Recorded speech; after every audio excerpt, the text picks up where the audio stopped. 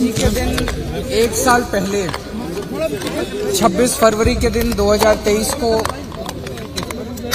इस देश के सबसे काबिल शिक्षा मंत्री मनीष सिसोदिया जी, जो उस वक्त दिल्ली के उप मुख्यमंत्री भी थे, उन्हें एक फर्जी केस में केंद्र सरकार ने गिरफ्तार कर लिया था। उनकी गिरफ्तारी का आज 1 साल पूरा होता है।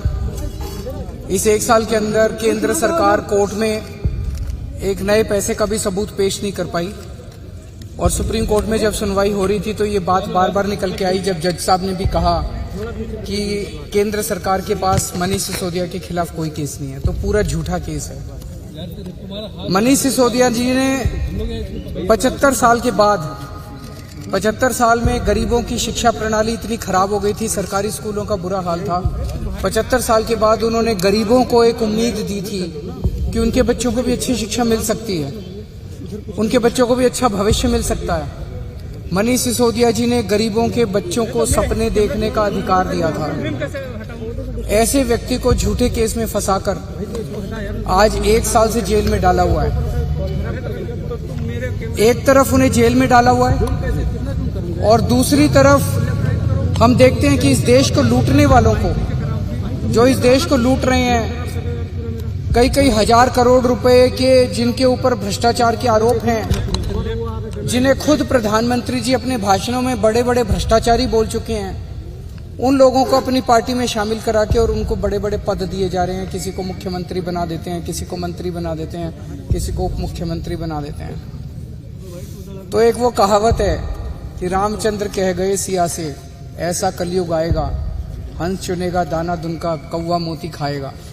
आज वही हाल हमारे देश का हो गया है, जिसमें इस देश की तरक्की करने वाले लोगों को पकड़ पकड़ के जेल में डाला जा रहा है। इस देश का विकास, इस देश के गरीबों की चिंता करने वाले लोगों को, भविष्य देने वाले लोगों को पकड़ पकड़ के जेल में डाला जा रहा है और इस देश के लूटने वाले सत्ता का सुख भोग रहे हैं। आज हम दुख नहीं मना रहे मनीष जी का, वो हमारे लिए प्रेरणा है। आज अगर मनीष जी बीजेपी ज्वाइन कर लेते तो उनके ऊपर से सारे केस खत्म कर दिए जाते हैं, लेकिन उन्होंने सच्चाई का रास्ता नहीं छोड़ा, उन्होंने सच्चाई का पथ नहीं छोड़ा। उन्होंने तय कर लिया है कि चाहे जितनी मर्जी मुसीबतें आए, मैं सच्चाई के रास्ते पे रहूंगा, चाहे जितने साल जेल में डाले रखे मैं सच्चाई पे रहूंगा, क्योंकि मैंने कोई गलत काम नहीं किया। तो हम उनसे प्रेरणा लेते हैं। आम आदमी पार्टी क्या, पूरे देश का एक एक व्यक्ति जो इस देश से प्यार करता है, जो देशभक्त है, जो चाहता है कि देश आगे बढ़े, वो व्यक्ति मनीष जी को अपनी प्रेरणा मानता है। हम मनीष जी को सलाम करते हैं। सर, आज 7वां सम्मेलन की डेट थी सर, आपको भी समझ वो चाहते हैं कि हम अपना गठबंधन का हिस्सा ना रहें बार बार। जब ईडी खुद ही कोर्ट गई हुई है, तो क्या ईडी को, केंद्र सरकार को कोर्ट पे भरोसा नहीं है? कोर्ट पे भरोसा रखना चाहिए ना। वो खुद ही कोर्ट गए हैं तो कोर्ट पे भरोसा, कोर्ट के आदेश का वेट करें। वो कोर्ट जो भी आदेश देगा उसके हिसाब से कर लेंगे। कोर्ट कहेगा भी जाओ तो जाएंगे। अब कोर्ट में कार्रवाई भी चल रही है और साथ में समन पे समन भी भेजे जा रहे हैं। तो उनका मकसद बेसिकली ये है, इनफॉर्मली कई जगह से मैसेज आए हैं, भाई गठबंधन तोड़ दो। गठबंधन नहीं तोड़ेंगे हम। Thank you sir.